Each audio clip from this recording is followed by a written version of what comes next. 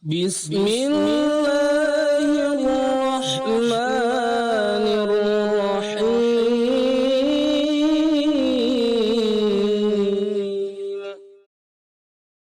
Assalamualaikum warahmatullahi wabarakatuh. Alhamdulillah wassalatu wassalamu ala Rasulillah wa ala alihi wa ashabihi wa mawalah. Asyhadu an la ilaha illallah wahdahu la syarikalah wa asyhadu anna Muhammadan abduhu wa rasuluh.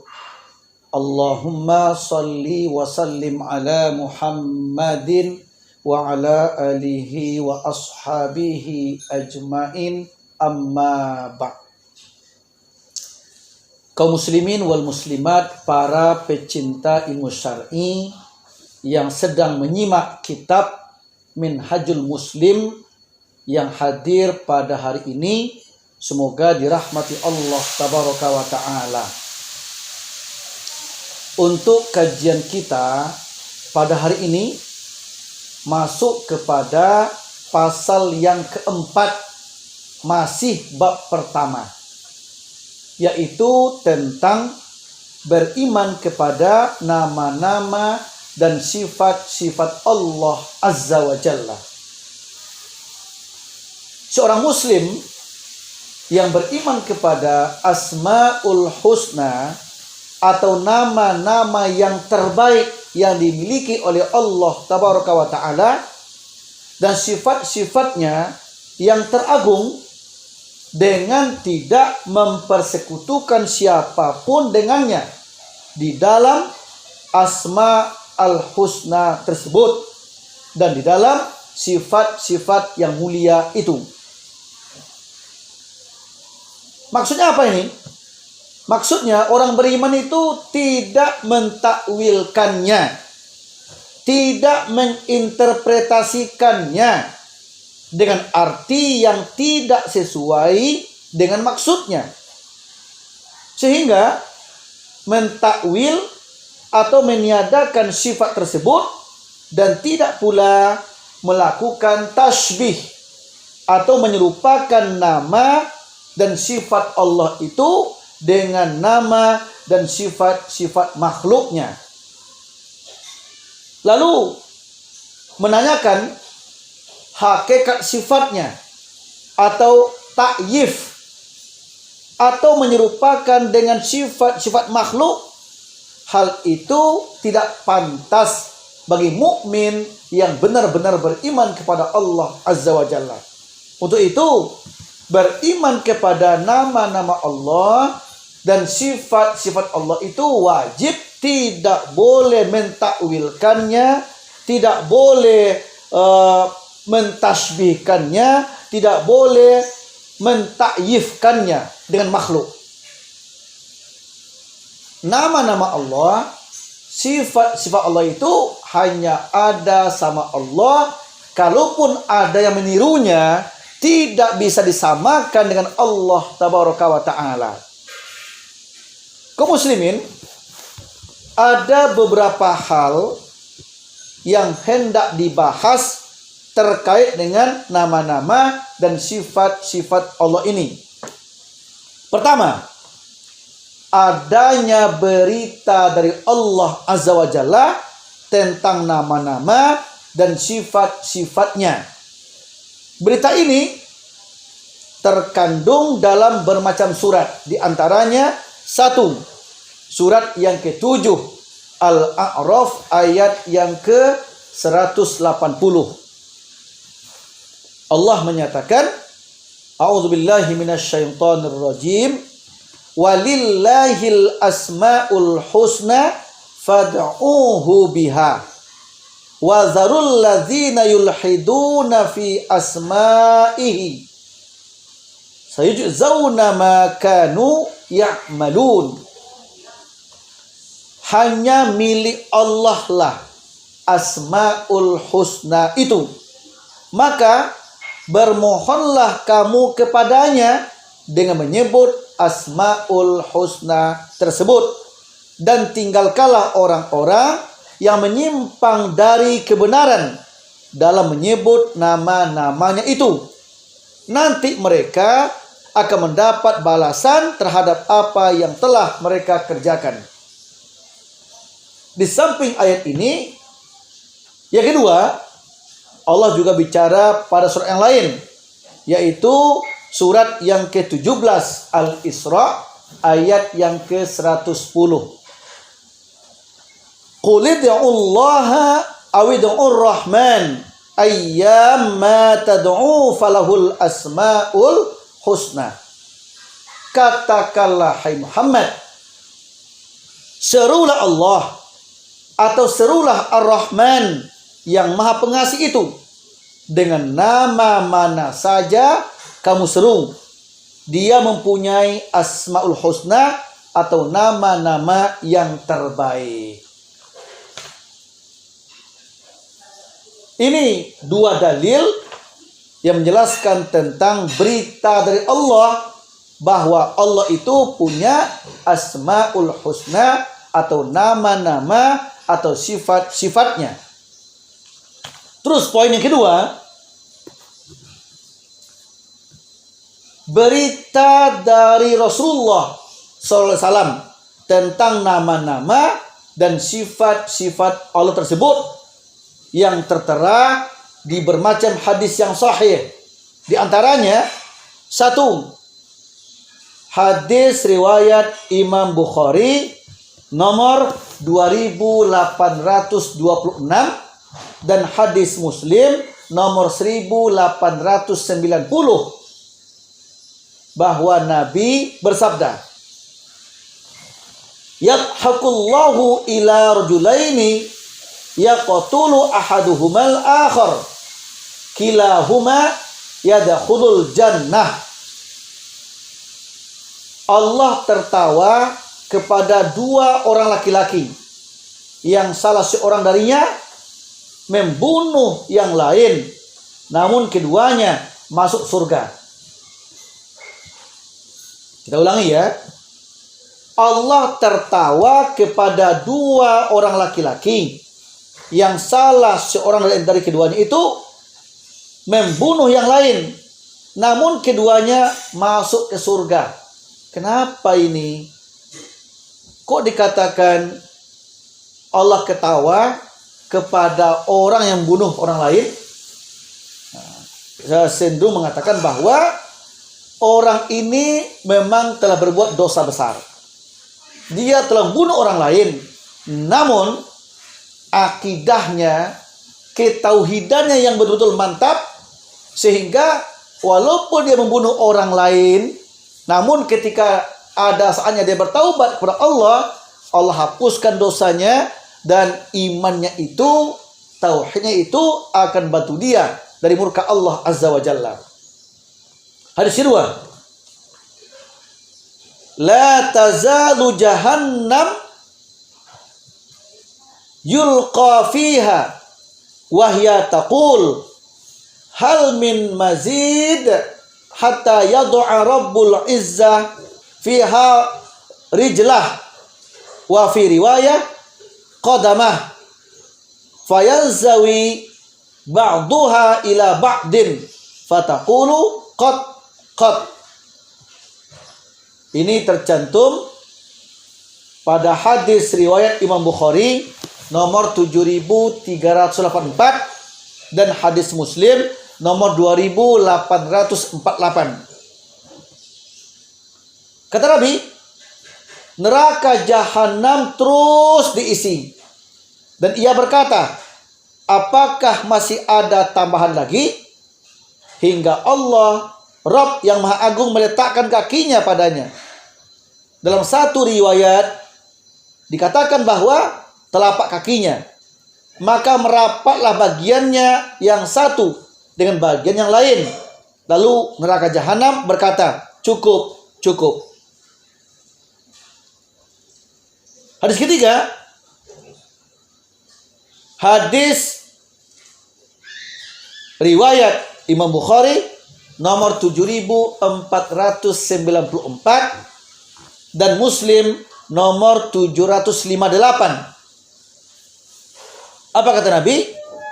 yanzilu rabbuna ila sama'id dunya kulla lailatin hina yabqa sulusul lail al-akhir fayaqulu may yad'uni fastajibalah may yas'aluni fa'u'tiyah may yastaghfiruli fa'aghfirullah. Rabb kita turun ke langit dunia setiap malam ketika tersisa sepertiga malam yang akhir. Lalu Allah berfirman, siapa yang berdoa kepadaku, niscaya aku mengabulkannya. Siapa yang meminta kepadaku, niscaya aku memberinya. Siapa yang meminta ampun kepadaku, niscaya aku mengampuninya. Hadis ini menjelaskan tentang sifat Allah mengabulkan doa orang yang doa kepadanya. Sifat Allah memberikan siapapun yang minta kepadanya. Sifat Allah mengampuni siapa saja yang minta ampun kepadanya. Tentu ini terjadi kalau dia betul-betul istiqomah meminta, berdoa kepada Allah di waktu yang ijabah, yaitu pada waktu sepertiga malam terakhir. Hadis-hadis ini menjelaskan tentang sifat-sifat Allah. Hadis pertama, Allah punya sifat memasukkan hambanya ke surga. Yang kedua, Allah punya sifat Allah akan meletakkan kakinya pada jahanam tersebut, sehingga jahanam terus akan mengundang siapapun yang mau diundang kepadanya. Hadis ketiga menjelaskan tentang Allah punya sifat mengampuni orang yang minta ampun, memberi yang minta ke Allah, dan mengabulkan yang berdoa kepada Allah Azza wa Jalla. Hadis keempat, hadis riwayat Imam Muslim nomor 2747. Apa kata Nabi? Allahu asyaddu faraha bi taubati 'abdihi min ahadikum bi rahilatihi. Sungguh Allah lebih berbahagia karena taubat seorang hambanya daripada salah seorang kamu yang menemukan kembali hewan tunggangannya yang hilang di padang Sahara. Artinya apa? Artinya Allah punya sifat lebih suka, lebih senang mendengar taubat hambanya daripada orang yang siang malam petang pagi menunggang hewan tunggangannya dan menemukan hewan itu kalau hilang. Terus yang kelima, hadis menjelaskan tentang pertanyaan Nabi kepada budak wanita.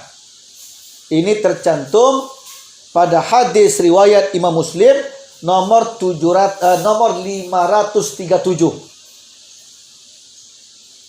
Apa kata Nabi? Aina Allah? Faqalat fis sama'. Qala man ana? Qalat anta Rasulullah. Qala a'tiqha fa innaha mu'minah. Nabi pernah bertanya ke seorang budak wanita, di manakah Allah? Wanita itu menjawab, fis sama', di langit.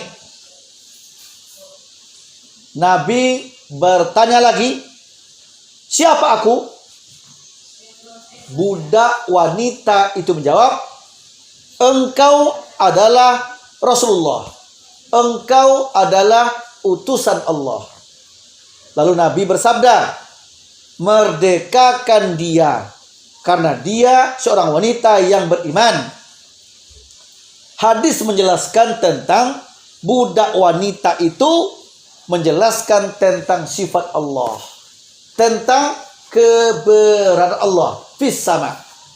Dan jawaban ini sesuai dengan ayat-ayat Al-Quran yang tersebar di bermacam surat, bahwa Allah itu fis sama, di langit. Selesai perkara.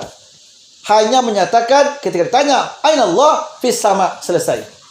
wanita, tidak lagi menjelaskan bagaimana di langitnya, seperti apa di langitnya. Cukup. Dengan demikian, Nabi katakan wanita ini adalah mukminah, seorang yang beriman. Yang terakhir, yang keenam, ini ada hadis riwayat Bukhari nomor 4812.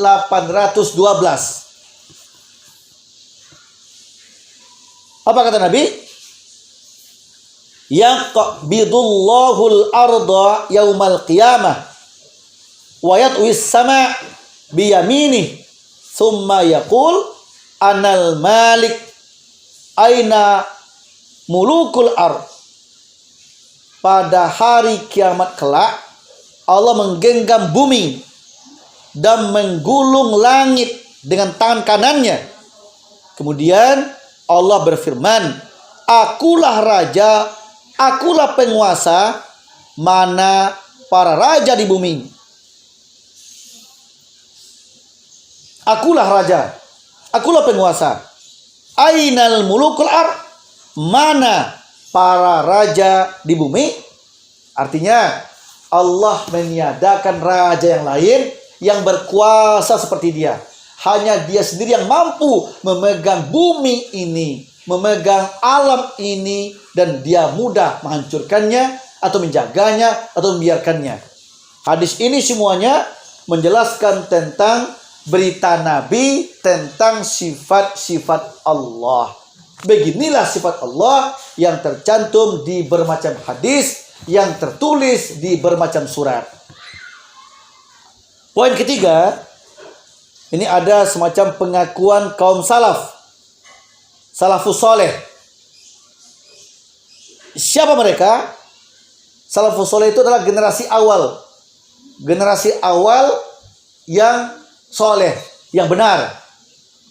Mereka adalah sahabat, tabi'in, tabi'in. Ini merupakan 3 generasi yang Nabi benarkan ucapannya. Yang insya Allah generasi yang 3 ini melandaskan ucapannya kepada Al-Quran dan Sunnah Nabi. Generasi ketiga ini termasuklah ke dalamnya 4 imam mazhab, Abu Hanifah, Imam Malik, Imam Asy-Syafi'i, dan Imam Ahmad bin Hambal. Dan mereka itu baik sahabat, tabi'in, tabi'in, semuanya mengimani Asmaul Husna, beriman kepada asma Allah, sifat-sifat Allah. Mereka tidak pernah mentakwil sifat-sifat Allah itu, tidak pula menolaknya atau mengeluarkannya dari makna lahirnya. Untuk itu, tidak seorang pun dari sahabat Nabi yang mentakwil salah satu sifat Allah atau mengatakan bahwa zahir sifat itu bukan yang dimaksud, tetapi mereka beriman kepada maknanya dan mengartikannya sebagaimana zahirnya. Mereka mengetahui bahwa sifat-sifat Allah itu tidak seperti sifat-sifat makhluk. Maka dari itu, ketika Imam Malik rahimahullah ditanya tentang ayat Ar-Rahman Ar-Rahman alal arsyistawa, surat Toha surat 20 ayat yang kelima. Ketika Imam Malik ditanya tentang surat ini, Rabb yang Maha Pemurah bersemayam di atas arasy, apa jawab beliau? Dia menjawab, istiwa atau bersemayam itu sudah diketahui artinya, kaifiatnya, hakikat sifatnya tidak diketahui, dan mempertanyakannya adalah bid'ah. Artinya Imam Malik ini hanya mengimani sifat-sifat Allah yang tertulis dalam Quran dan tercantum di hadis Nabi. Beliau tidak mau mentakwilnya atau mencoba menganalisa kenapa begitu, kenapa begini, kalau begini bagaimana. Tidak pernah. Bahkan kata beliau, kalau ada orang yang bertanya bagaimana istiwa Allah itu, bagaimana Allah turun ke bumi itu, bagaimana Allah di arsy, bagaimana arsy itu, bagaimana Allah di arsy? Kata beliau, itu adalah pertanyaan yang mengandung unsur bid'ah. Kata Imam Malik rahimahullah. Lalu orang yang beriman kepada Allah cukup sami'na wa ata'na, meyakini Allah itu punya sifat-sifat yang mulia, nama-nama yang agung, tidak sama sifatnya itu, namanya itu dengan sifat dan nama makhluk. Terus Imam Ahmad bin Hanbal rahimahullah juga mengatakan berkaitan dengan sabda-sabda Rasulullah seperti sesungguhnya Allah turun ke langit yang terendah dan bahwasanya Allah dapat dilihat pada hari kiamat. Allah takjub, tertawa dan marah. Allah meridhoi, Allah tidak menyukai dan mencintai. Beliau berkata, kami beriman kepada semuanya itu dan membenarkannya tanpa takyif atau tanpa mempertanyakan bagaimana hakikatnya dan tanpa mempertanyakan makna hakikatnya. Maksudnya adalah kita beriman kepada Allah yang turun atau tanzil itu atau yanzil itu dan dapat dilihat kelak di akhirat. Dia berada di atas arsy, terpisah dari makhluknya. Akan tetapi kita tidak dapat mengetahui hakikat atau kaifiat turunnya, ru'yah atau melihatnya, cara bersemayamnya, dan makna yang hakiki untuk itu. Semua pengetahuan tentang masalah itu kita serahkan kepada Allah Tabaraka wa Ta'ala. Kita hanya beriman kepadanya, tidak mempertanyakan bagaimana istiwanya, bagaimana Allah turun itu, dan kita cukup mengimaninya. Yang penting Allah punya sifat, tidak menyerupai sifat itu dengan apapun juga. Dialah Allah yang maha mendengar lagi maha melihat. Ini ungkapan dari Imam Ahmad bin Hanbal rahimahullah. Kaum muslimin, para pecinta ilmu syar'i yang dirahmati Allah Tabaraka wa Ta'ala. Inilah ayat-ayat atau hadis Nabi atau dalil yang menjelaskan tentang asma Allah. Kemudian di kitab ini juga dipertegas makna di atas itu dengan surah Al-Ikhlas. Surat Al-Ikhlas ayat 1 sampai ayat yang keempat. Ini surat yang ke-112. Qul huwallahu ahad. Katakanlah Allah itu ahad, esa. Sifatnya esa. Allahu somad. Allah adalah Rabb, tempat bergantungnya segala makhluk. Lam yalid walam yulad. Allah itu bersifat yalid, tidak beranak. Tidak ada satupun anak Allah. Jadi siapapun orangnya, apapun kelompoknya, kalau ada keyakinan Allah punya anak, maka kafirlah dia. Lam yalid, Allah tidak punya anak. Walam yulad, Allah tidak diperanakkan. Artinya tidak ada Allah melahirkan dan tidak pernah Allah dilahirkan. Lam yalid walam yulad walam yakul lahu kufuwan ahad. Dan tak ada satupun makhluk yang menyerupai Allah Azza wa Jalla. Dan ayat ini diperkuat oleh Allah pada surat Asy-Syura. Asy-Syura itu surat yang ke-42 ya. Asy-Syura 42. 41 ya Fussilat, ya 42 Asy-Syura. Ya, benar 42 Asy-Syura. 43 Az-Zukhruf, 44 Ad-Dukhan, 45 Al-Jathiyah dan seterusnya. Surah Asy-Syura, surah 42, ayat yang ke-11 Allah menguatkan firman-Nya, laisa kamitslihi syai'un wa huwas samiul basir. tiada sesuatu apapun yang serupa dengannya, dan dialah zat yang maha mendengar lagi maha melihat. Para pecinta ilmu syar'i yang dirahmati Allah Azza wa Jalla, dari uraian ini dapat kita simpulkan bahwa kita seorang mukmin wajib beriman kepada asma-asma Allah, nama-nama Allah dan sifat-sifatnya. Nama-nama Dia yang di hadis Nabi tis'u wa tis'ina asma, ada 99 nama. Sebenarnya nama Allah, sifat Allah itu tidak terhingga sebenarnya. Namun di hadis Nabi yang membatasi berjumlah 99. Dan Quran mengatakan begitu. Walillahil asmaul husna fad'uhu biha. Allah punya nama-nama yang baik, yang kata Nabi jumlahnya 99, dan berimalah dengannya. Dan afdolnya berdoalah menggunakan nama-nama itu. Berdoalah dengan nama-nama itu. Artinya gunakanlah nama-nama Allah dengan baik. Bertawassullah kepada nama-nama itu untuk meminta sesuatu pada Allah Azza wa Jalla. Dan yakinlah bahwa nama-nama itu Allah miliki dan tidak bisa disaingi, disamai oleh makhluknya.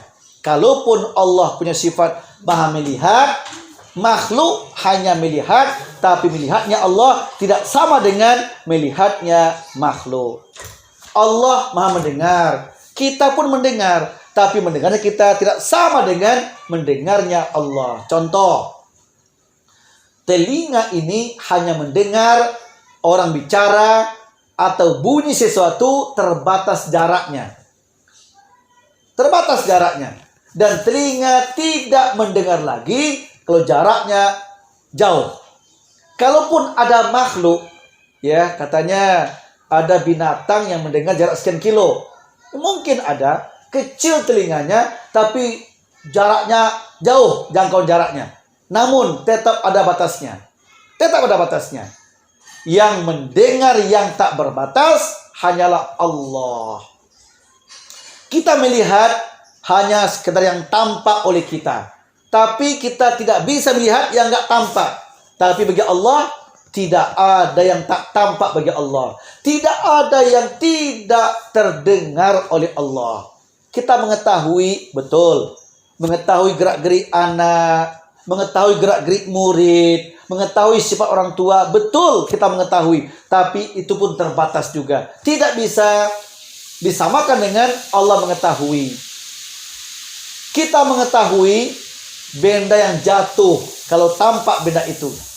Tapi kita nggak tahu benda yang kecil yang jatuh di alam yang luas ini, kita nggak tahu lagi. Daunan yang gugur, kita nggak tahu kapan jatuhnya, berapa helai jatuhnya, kita nggak tahu. Tapi Allah maha tahu segala-galanya. Jadi kita beriman dengan nama Allah ini adalah Allah punya nama yang baik. Itulah sifat Allah yang tidak bisa disamai oleh makhluknya. Laisa kamitslihi syai'un. Allah tidak sama dengan apapun yang ada di alam ini. Mudah-mudahan dengan mengkaji kitab ini, semoga bertambah iman kita, semakin kuat tauhid kita, semoga terhindar dari segala syirik-syirik yang ada di hati kita. Ingat, inilah kajian kita, membahas kitab Minhajul Muslim. Ya, sudah berapa kali kita bahas, baru sampai bab 1, pasal 1, pasal 2, pasal 3, dan pasal 4. Silakan Bapak Ibu yang betul-betul ingin mengkaji kitab, ayo, saya anjurkan miliki kitab ini. Silakan dibeli. Tapi kalau ingin dibantu, saya siap membantunya. Silakan kita membelikan. Insya Allah. Semoga Bapak Ibu semua dengan punya kitab, saya menjelaskan, Bapak Ibu menyimaknya lebih fokus kajian kita. Silakan yang tidak tahu, yang ragu, bertanyalah di grup Forkom Ustaz LFA. Ada grup Forkom untuk akhwat khusus, ada pula Forkom untuk ikhwan khusus. Silakan bertanya. Kita gunakan grup itu untuk berdiskusi tentang kajian kitab ini. Insya Allah dengan mengkaji ini kita semakin diridhoi oleh Allah Tabaraka wa Ta'ala. Amin. Assalamualaikum warahmatullahi wabarakatuh.